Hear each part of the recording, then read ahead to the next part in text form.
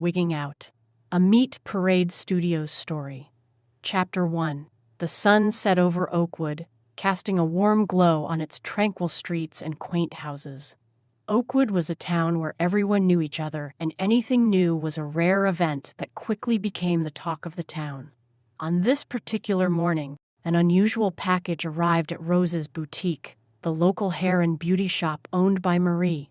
Marie, a middle-aged woman with kind eyes, unlocked the boutique's door and noticed the package leaning against the entryway.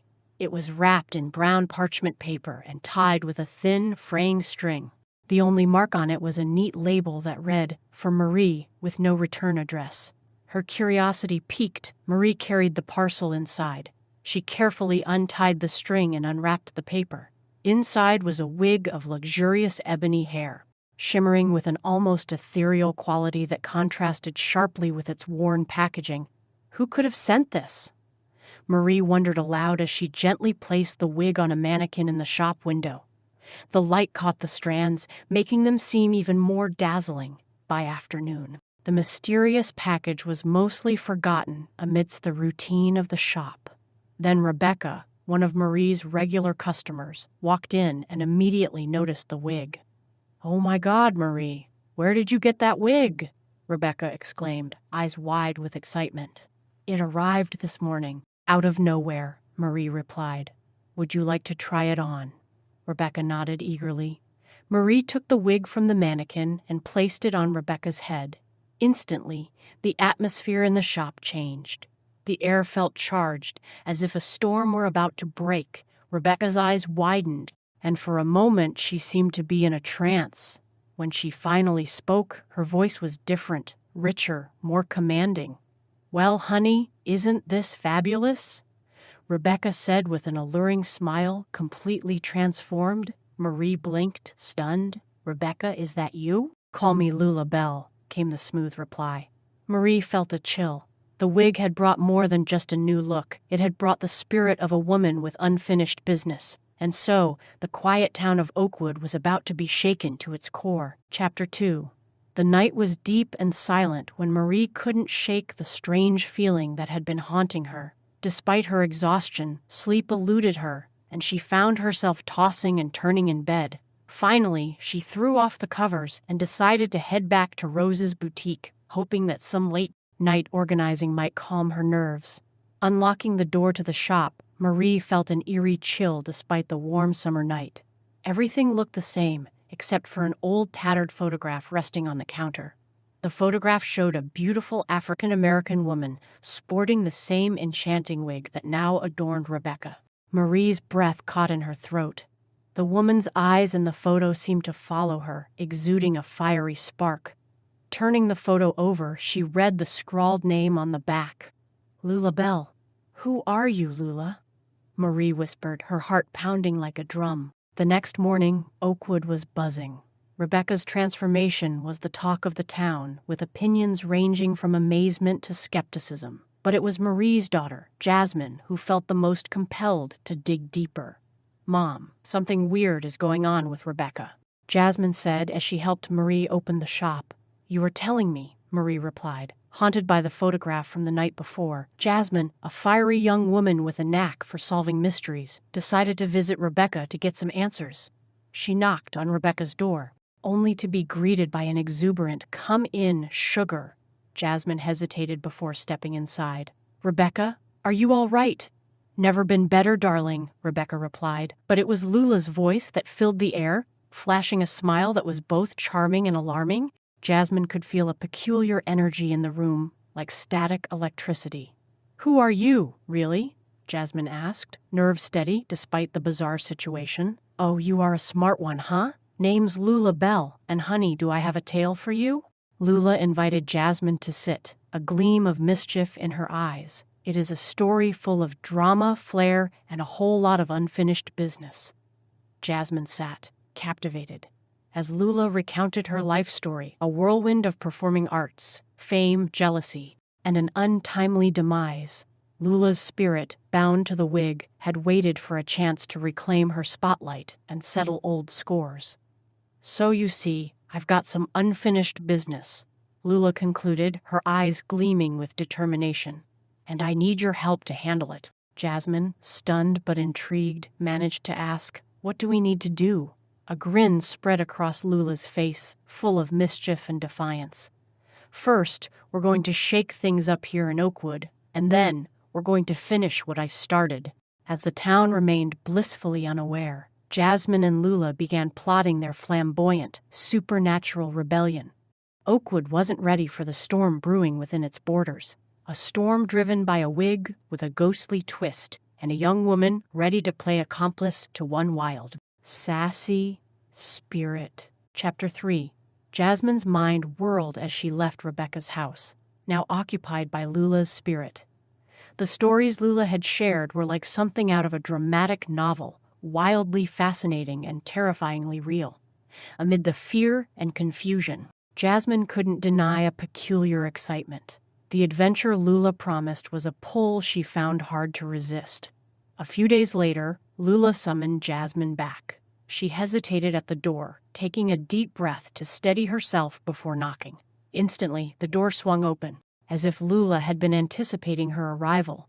"Come in, sugar. We've got work to do," Lula called out, her voice vibrant with enthusiasm. Jasmine stepped inside and felt the now familiar electric energy in the air. Rebecca's movements were fluid and graceful, almost inhuman, as Lula led Jasmine into the living room. There on the couch lay another wig, a wild tangle of deep, voluminous curls with bold purple streaks. "What is that?" Jasmine asked, eyeing the wig with suspicion. Lula gave a sly grin. "This, darling, is your new partner. Say hello to Maria Torres." But everyone knew her as Mariposa. She's a feisty spirit, to say the least. Jasmine's curiosity wavered, mingling with apprehension. And what's her story? Lula's grin widened, full of mischief and defiance. Mariposa lived a life of fierce intensity. She was a Chola queen, ruling her neighborhood with an iron fist and a generous heart. But, like many tragic tales, hers ended too soon, caught in the deadly crossfire of gang wars. She's been waiting for her chance to come back and set the record straight. And lucky for us, that time is now. Jasmine took a step back, trying to absorb the weight of what Lula just said. "So, now what? We just put the wig on and hope for the best." Lula chuckled, a sound both charming and chilling. "Not quite sugar first. We have to prepare. Mariposa's a fighter. She'll need a strong vessel." Jasmine nodded, feeling the gravity of the situation sink in. She looked around, noting the enigmatic energy that seemed to pulse through the room. She realized they were on the brink of something monumental, something that could either bring healing or reignite old fires. "All right, Lula, what's the plan?" Lula's eyes gleamed with an old-time performer's flair. "First, we need to connect with Mariposa personally. That means understanding her life, her death, and her unresolved business. Only then can we help her find peace." Jasmine sighed, readying herself for another deep dive into history. "Well, where do we start?" Lula leaned in, her voice dropping to a conspiratorial whisper. "We start at the heart of her story, the barrio she ruled and the people she loved. We must go to where her life was most vibrant and where it ended. Only there will we find the truths we need." Overwhelmed but determined, Jasmine prepared herself for the journey ahead. With Lula guiding her and Mariposa's story unfolding, she knew they were in for a storm of revelations and reckonings. Together, they set off to uncover Mariposa's legacy, each step taken with purpose and care. Oakwood wasn't ready for what was coming, but Jasmine knew that by the end, the town would never be the same. And neither would she. Chapter 4. The tension in Oakwood was palpable as the revelations about Lula Bell and Mariposa echoed through the town.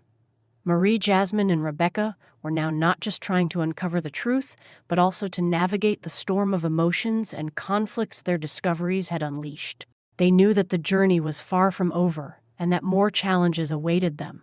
Marie sat in Rose's boutique, poring over old newspapers and town records.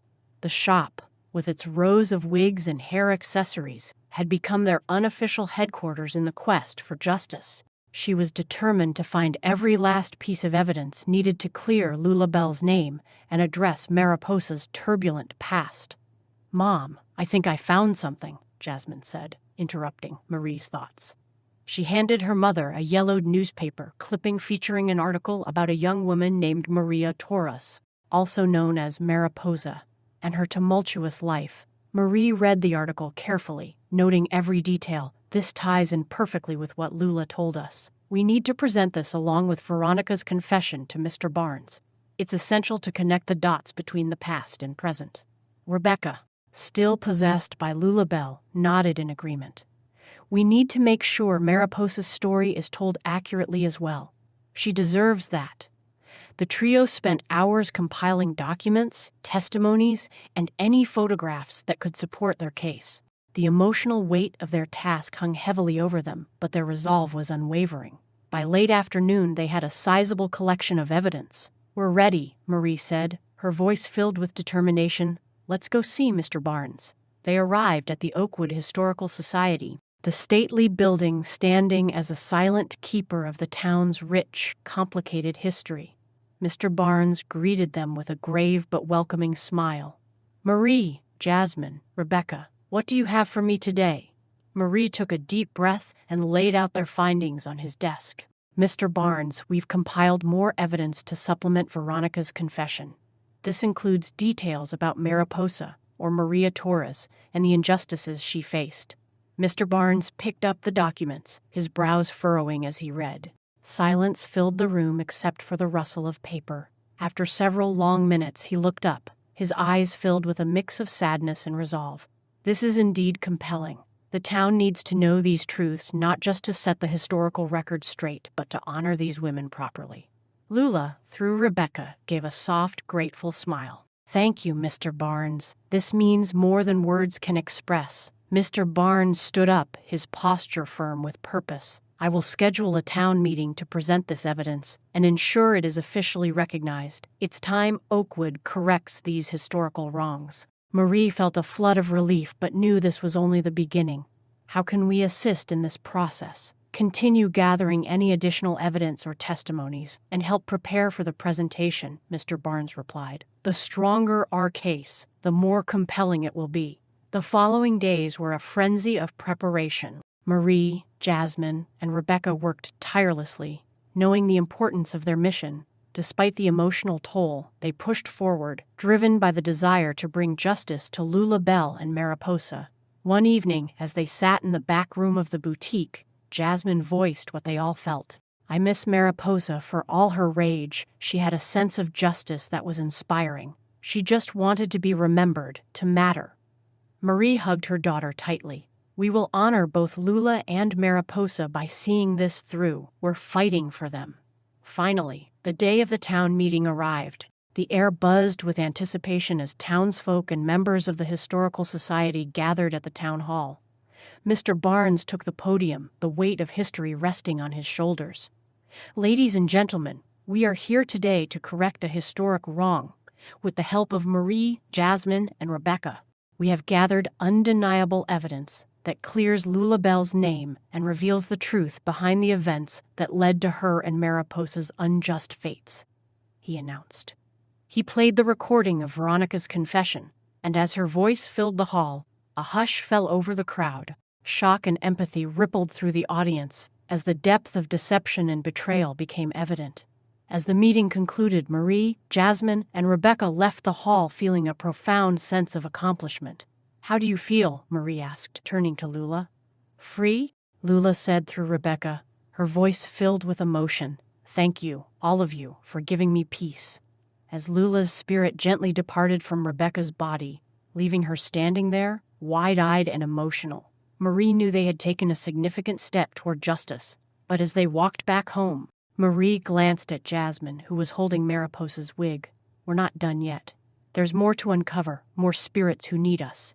Jasmine nodded. "For Lula, for Mariposa, and for Oakwood, we'll keep going. The journey ahead might be long and challenging, but together they were ready to face it, united by a shared mission to honor the past and build a just future. Chapter 5. The morning light filtered through the curtains of Rose's boutique, casting a soft glow on the wooden shelves and their rows of carefully organized wigs.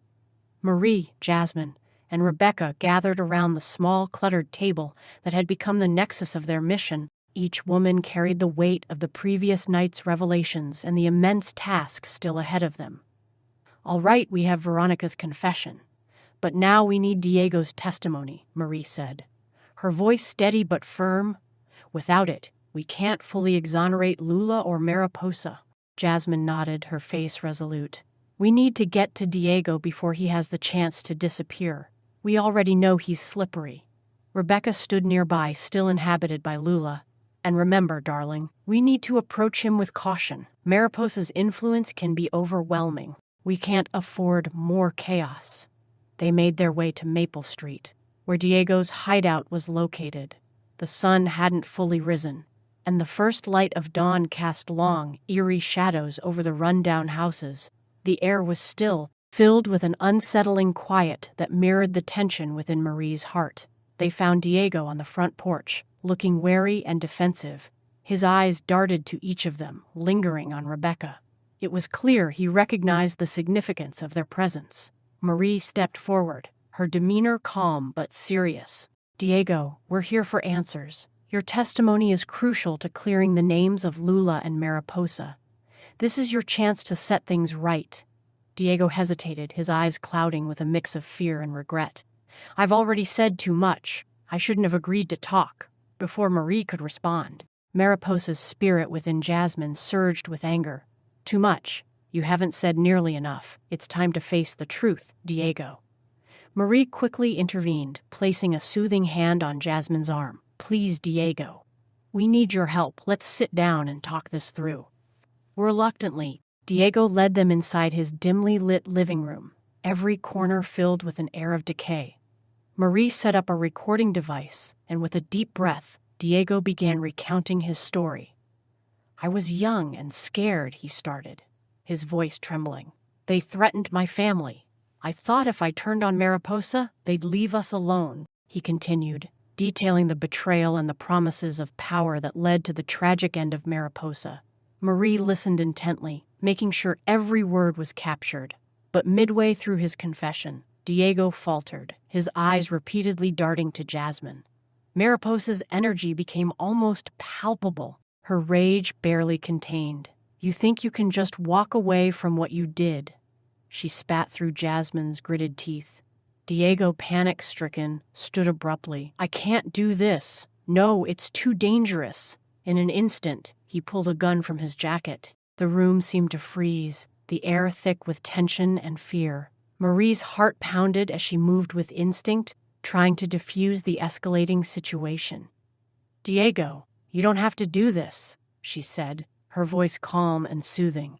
"We just want the truth. Lay it all out, and we'll make sure you're safe." For a moment, something in Diego's eyes softened. He lowered the gun slightly but didn't put it away. I don't know if I can trust you."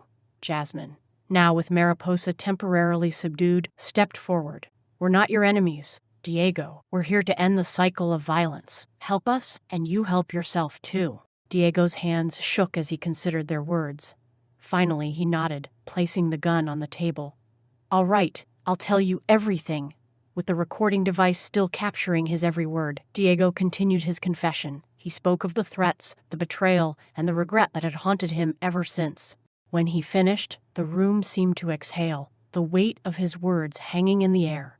Marie turned off the recorder, feeling both relief and exhaustion. "Thank you, Diego. This will help tremendously."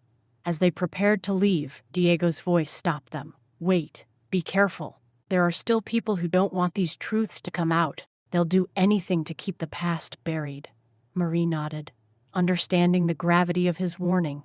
They exited the house, the morning sun now casting brighter light as if illuminating a path forward. Back at Rose's boutique, Marie, Jasmine, and Rebecca reviewed the recording, feeling a renewed sense of hope. "We're one step closer to justice," Marie said, looking at her daughter and Rebecca. "Let's prepare everything we need to present this to Mr. Barnes and the authorities." With a collective sense of resolve, they continued their work, knowing that the journey was far from over. But with each step, They were closer to unraveling the mysteries of Oakwood and bringing peace to the spirits of Lulabelle and Mariposa. Chapter 6. The morning air was heavy with tension as Marie, Jasmine, and Rebecca gathered at Rose's boutique. The recent antics wreaked by Mariposa and Lula had left the town buzzing, while the sassy chaos had been largely harmless. Marie knew they had to regain control before things escalated further. Mariposa's energy is getting harder to contain, Marie said, looking at her daughter with a mix of concern and resolve. We have to find a way to manage her rage or we risk losing everything we've worked for. Jasmine nodded, her voice layered with both her own determination and Mariposa's fervor. I know, Mom, but she's right. We need justice. We just have to be smart about it. Rebecca, still inhabited by Lula, glanced at the door as if expecting another unexpected visitor. We need to focus our energy productively. Let's plan our next steps carefully. That same determined energy propelled them to the Oakwood Historical Society, where they met up with Mr. Barnes. Mr. Barnes, we have more to share with you, Marie began, placing a worn, leather-bound journal on the table. We found this in Veronica's possession, Son d'Avristi. It contains detailed notes about her scheming against Lula. Mr. Barnes, his expression grave, opened the journal and began to read. His furrowed brow spoke volumes. If what's written here is true, it could be the final piece we need to completely exonerate Lulabelle. Just then, Rebecca's body, guided by Lula's spirit, stepped forward, and Diego's testimony is crucial for Mariposa's story. We must get him to tell the truth once and for all. The need for haste felt more urgent with every passing moment. Together, they made their way to Diego's hideout on Maple Street. The house exuded an air of neglect, mirroring Diego's own guarded, haggard appearance as he warily admitted them. Diego, we need your help, Marie said firmly. It's time to set things right. Diego hesitated, internally wrestling with the ghosts of his past. The presence of Mariposa, simmering within Jasmine, made it clear this meeting was one final chance for redemption. I was young and scared, Diego began, his voice strained. He recounted his tale of betrayal and coercion, the false promises that led him down the path of deception. They threatened my family. I didn't see any other way. As he spoke, the room seemed to tighten with the weight of his confession. Mariposa's spirit trembled within Jasmine, the urge for vengeance almost overwhelming. Marie took a step closer, her voice soothing. Diego, we understand, but it's time to bring the truth to light. Just as they neared completion of the recorded testimony, the door burst open. Mariposa, driven by unresolved rage, took over Jasmine entirely. Pulling the gun Diego had concealed, she aimed it, her hands shaking with pent-up anger. Mariposa. No, Marie cried out, her heart pounding. This isn't the way. For a moment, time seemed to hang in balance, the room filled with a palpable energy, Mariposa's rage fighting against the fragile threads of Jasmine's control. Finally, Jasmine's own will broke through. With a guttural cry, Jasper's body slumped, and Mariposa's spirit seemed to dissipate into the ether. The gun clattered to the floor, harmless once more. Diego, white-faced and trembling, stared at them in shock. Marie knelt beside Jasmine, holding her trembling form close. It's over, Mariposa. Your story will be told, but not through violence. Mr. Barnes, who had come along for this pivotal showdown, stepped forward. Thank you for your courage, Diego. This testimony, along with everything else we've gathered, will finally bring justice. Later that day, back in the hushed calm of Rose's boutique, Marie, Jasmine, Rebecca, and Mr. Barnes reviewed the recording, feeling a cautious sense of relief. We're one step closer, Marie said, her voice tinged with the weariness of their journey. Now we prepare for the final presentation to the Historical Society. Tired but galvanized, they continued their work, knowing the hardest part of their journey lay ahead.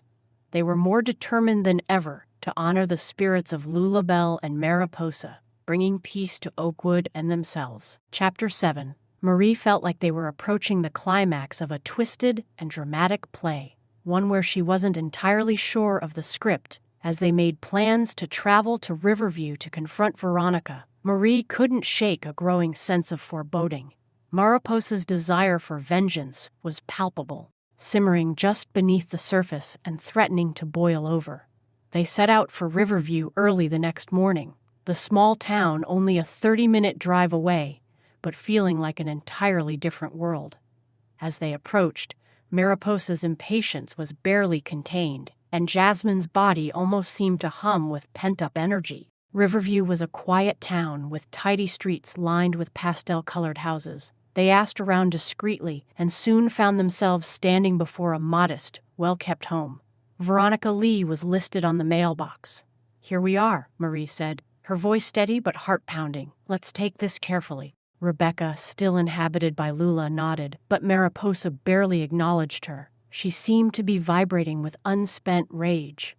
"I don't need careful," Mariposa snapped. "I need justice now." "Mariposa, please," Marie implored, trying to keep the situation under control. But it was too late. Mariposa had already made up her mind. Before Marie could stop her, Mariposa stormed up the front path and pounded on the door. The force of each knock echoed ominously in the quiet neighborhood. Marie hurried to catch up, her heart in her throat. The door opened, revealing a middle-aged woman with tired eyes and a wary expression. She was still beautiful, with traces of the vitality that had once made her a rival to Lula Bell. This was Veronica. "Can I help you?" Veronica asked cautiously, her eyes darting from Marie to Mariposa, who was trembling with barely restrained fury. "You remember her?" Mariposa hissed through Jasmine's gritted teeth. "You remember what you did, Veronica?" Veronica's eyes widened in realization and fear. She took a step back. "I don't know what you are talking about," she stammered. Lula, through Rebecca, interrupted, her tone calm but firm. "Veronica, we know about the rumors you spread and the lies you told. It's time to set things right." Veronica sank into a chair, the fight draining out of her. "Fine, yes, I did it. I spread the rumors about Lula. I wanted the spotlight for myself, but it is all in the past now. Please let it go." "No," Lula said softly but firmly. "This isn't just about me. It is about righting a wrong, but we'll do it with dignity, not violence." Marie breathed a sigh of relief, hoping the confrontation was reaching a peaceful resolution. But Mariposa, realizing she wouldn't get the catharsis she sought, bolted out of the house in a fit of frustration. "Mariposa, wait!" Marie called, chasing after her. Mariposa ran through the streets of Riverview, now consumed by her need for vengeance. Marie finally caught up with her in a quiet park. Jasmine's body slumped on a bench, and Mariposa's spirit visibly battling for control. "Mariposa," Marie said gently, sitting down beside her. "This isn't the way. We need to honor who Jasmine is and who you are. We need to find justice, but not like this." Mariposa looked at her, and for the first time, the rage in Jasmine's eyes softened, revealing the lost soul within. "I just want peace," Mariposa whispered, tears welling up. "I want to feel like I mattered, like I made a difference." "You do matter," Marie assured her, "and you will make a difference. But we need to be smart about this." Together they returned to Veronica's house where Lula was calmly explaining their strategy. Veronica, now resigned, had agreed to give a recorded confession that could be used to clear Lula's name. "With this confession, we can present it to the Historical Society and the local authorities," Lula said. "It is a start, an official record that sets things right." Marie took Mariposa's hand. "And for Diego, we'll need his testimony. It is the only way." Mariposa nodded, her spirit finally finding some semblance of peace. "All right, we'll do it your way." The journey wasn't over, but they had taken a crucial step towards setting things right. As they left Riverview, Marie felt a renewed sense of hope. With Veronica willing to confess and Diego's cooperation within reach, there was a clear path toward justice, for Lula, for Mariposa, and for the peace of everyone's souls. Chapter 8. Marie, Lula Bell, and Mariposa, still inside Jasmine's body, returned to Oakwood with renewed determination. With Veronica's confession securely in hand, they only had one more crucial step: securing Diego's testimony to finally bring justice to Mariposa and exonerate Lula Bell. The weight of their mission hung heavy, but so did their resolve. After a restless night, They headed toward Diego's hideout on Maple Street at the break of dawn. The streets were wrapped in an eerie silence, and the long, early morning shadows mirrored Marie's growing sense of unease. Nevertheless, they pressed on, their resolve unbroken. Diego was already on the porch when they arrived, his eyes guarded and wary. Marie knew that handling the situation delicately was essential. She sensed Mariposa's barely contained anger bubbling inside Jasmine. "Diego," Marie began, her voice steady but kind. "We appreciate you agreeing to speak with us. Your testimony is critical for making things right."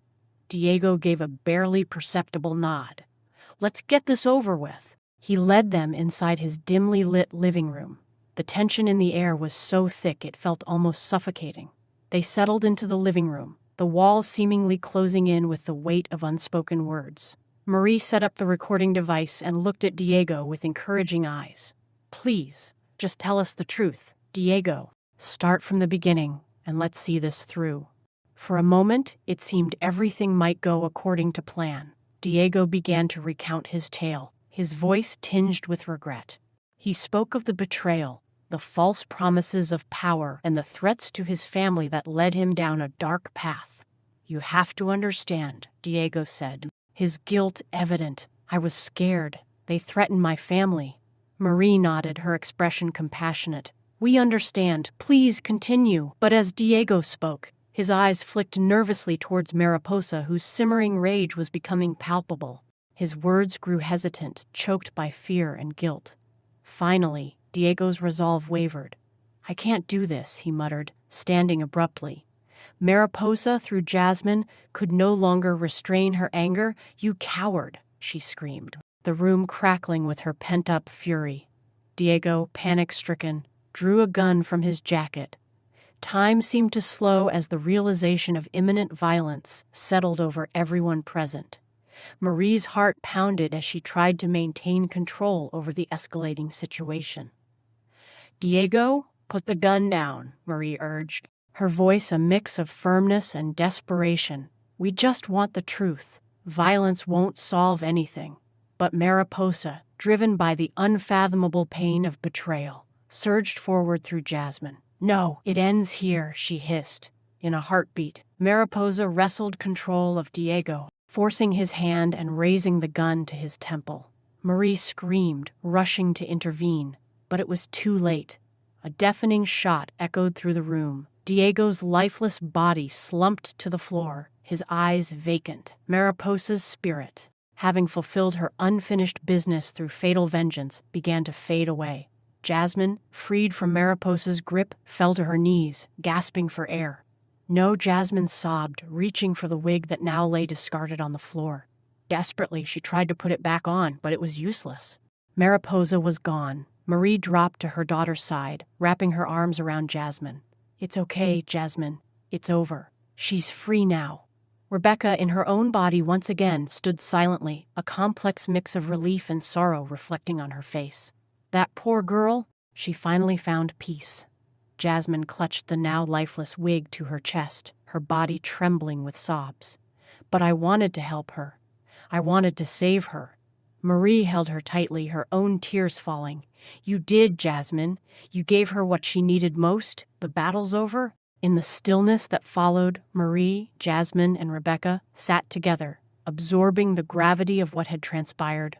The room was filled with the silence of passing spirits and the echoes of unresolved pain, now finally laid to rest. Marie looked at her daughter, the empty wig a stark reminder of their tumultuous journey. "Let's get out of here," she whispered, helping Jasmine to her feet. "Let's go home." As they left Diego's house, the morning sun had risen higher, casting its light over the shaken but resilient town of Oakwood. For the first time in what felt like forever, a sense of calm settled over them. Mariposa's journey had been wrought with tragedy, but in the end, justice, no matter how harsh, had been served. Moving forward, Marie, Jasmine, and Rebecca carried with them the solemn knowledge of their journey's impact and the peace they had helped restore to Oakwood. Chapter 9. The aftermath of the previous day's events cast a pall over Oakwood, weighing heavily on Marie, Jasmine, and Rebecca. They were still grappling with the emotional turmoil and the harsh reality of Diego's death and Mariposa's departure. Even though they felt immense grief, they knew their mission was not yet complete. Lulabelle's unfinished business still awaited resolution. On the next morning, the trio gathered in Rose's boutique, now somber and subdued compared to its usual vibrancy. Jasmine sat quietly, holding the wig that had once housed Mariposa. Rebecca, still under Lulabelle's influence, stood nearby, her eyes distant and contemplative. Marie broke the silence. "Lula, we need to focus on clearing your name. We have Veronica's confession, but we still need to present it to the right people and ensure it is officially recognized. After everything, we owe it to Mariposa to see this through." Lula, through Rebecca, nodded thoughtfully. "You are right, darling. This has to end, and it must end properly. For all our sakes." Determined, Marie and Jasmine prepared themselves mentally and emotionally for the final part of their journey. They decided to meet with Mr. Harold Barnes, the head of the Oakwood Historical Society, to present Veronica's confession. Mr. Barnes was known for his integrity and dedication to preserving the town's true history. Arriving at the Historical Society, they were greeted by the familiar scent of aged paper and polished wood. Mr. Barnes, a dignified man in his late 60s with silver hair and sharp eyes, welcomed them into his office. "Marie, Jasmine, Rebecca, what brings you here today?" he asked, his tone both curious and concerned. Marie took a deep breath. "Mr. Barnes, we have something to show you. It is a confession, a statement that clears Lulabelle's name and sets the record straight about what happened years ago." Marie handed him the recording and he listened intently. As Veronica's voice filled the room, detailing her scheming and sabotage, Mr. Barnes's expression grew stern. "This is significant," he said after a moment, his voice measured. "If what is said here is true, it is a grave injustice that has gone on for far too long. We must act to correct the town's history." Lula's presence within Rebecca seemed to radiate relief. "Thank you, Mr. Barnes. This means more to me than you can imagine." Mr. Barnes nodded solemnly. "We'll need to draft an official statement and ensure this is added to the town records and made public. It will take some time, but we must do it right." Marie, feeling a glimmer of hope, asked, "What can we do to help?" "Provide any additional evidence or testimonies you have," Mr. Barnes replied. "The more comprehensive our case, the more irrefutable it will be." Determined to leave no stone unturned, Marie and Jasmine worked tirelessly over the next few days, gathering documents and statements that corroborated Veronica's confession. The process was exhausting and emotionally draining, but they pushed forward, knowing they were fighting for truth and justice. Throughout this period, Jasmine struggled with the emotional fallout of Mariposa's departure. She often found herself holding the now empty wig, reflecting on the intense and passionate spirit that had inhabited her. "It is strange, Mom," Jasmine said one evening, her voice tinged with sorrow. "I miss her, Mariposa, I mean. Even though she was angry and intense, she had this fierce sense of justice. She just wanted to make things right." Marie hugged her tightly. "I know, Jasmine. She made an impact on all of us. But she is at peace now, and we're honoring her by finishing what we started." As they approached the final step of their journey, they received word from Mr. Barnes that everything was ready for a formal presentation. They gathered at the town hall where a small crowd had assembled, including prominent townsfolk and members of the Historical Society. Mr. Barnes stood at the podium, the air thick with anticipation. "Ladies and gentlemen, we are here today to correct a historic wrong. With the help of Marie, Jasmine, and Rebecca, we have gathered undeniable evidence that clears Lulabelle's name and reveals the truth behind the events that led to her unjust downfall." He played the recording of Veronica's confession, and the crowd listened in stunned silence. As the truth unfolded, murmurs of shock and indignation rippled through the room. "Lulabelle was a victim of envy and deceit," Mr. Barnes continued. "Today, we restore her honor and ensure her legacy is remembered accurately." Lula, through Rebecca, felt a wave of overwhelming relief and gratitude.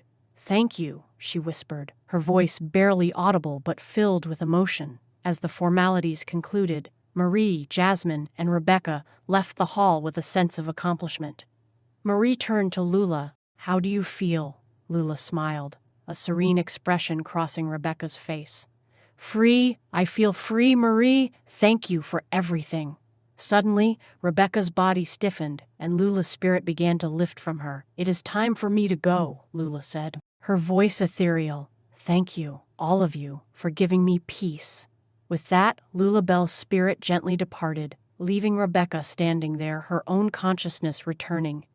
"Did she?" Rebecca asked, wide-eyed and emotional. Marie nodded, tears in her eyes. "Yes, she is at peace now." The emotional toll of their journey had been immense, but they had succeeded in bringing justice to two deserving spirits. As they walked back home, the weight on their shoulders felt lighter, and a sense of tranquility settled over them. The town of Oakwood, now aware of its true history, had set things right.